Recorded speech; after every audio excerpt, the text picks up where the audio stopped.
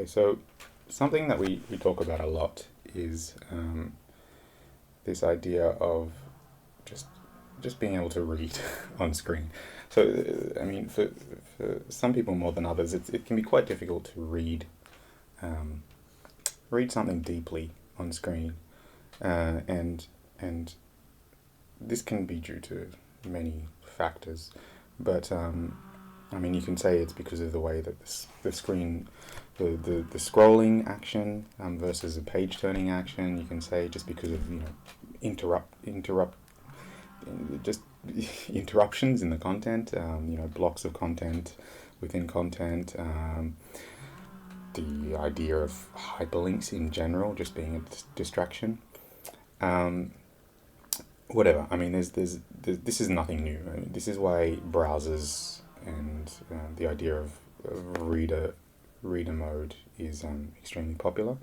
Where you go into this very simple, stripped down design where the text is emphasized and all other distractions are removed, or moved in line, and you have these kind of arbitrary tools to then uh,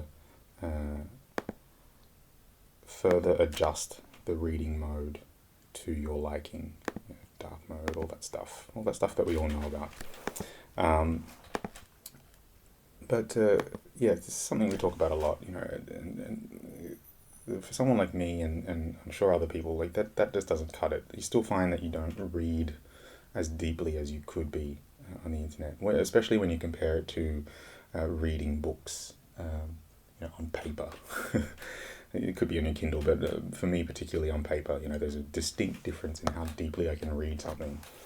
And so, in a conversation with Anuj recently, um, he told me about a habit that he has when he wants to read deeply.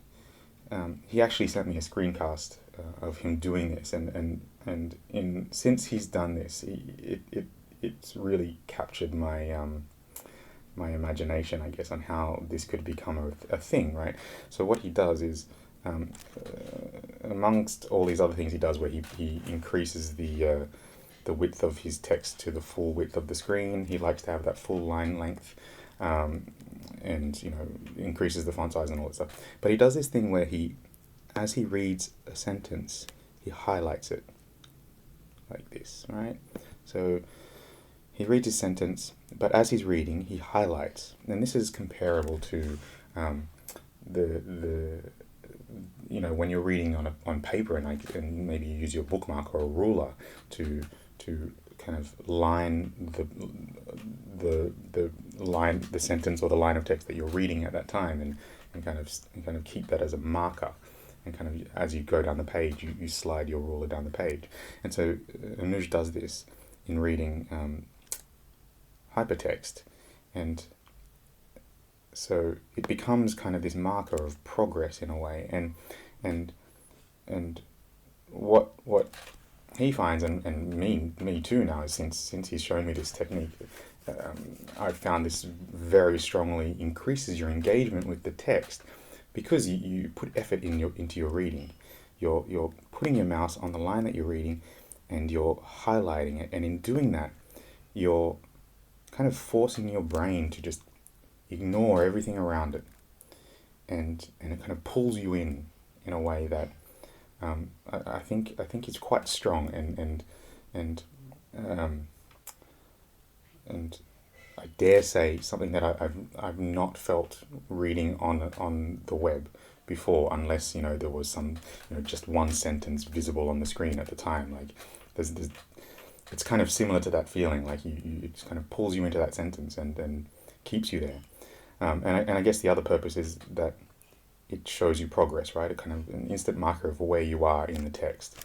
Um, so yeah, so in talking about this, if we're thinking, what if that was an actual tool, right? Like where you were selecting text and also using that as a way to kind of mark your progress, not for the reason of kind of measuring your progress, but more just as a kind of feedback to your interaction with the text. So yeah, this is an idea we're playing with, and yeah, it'd be cool to kind of make that into something. So yeah, that's what's going on right now.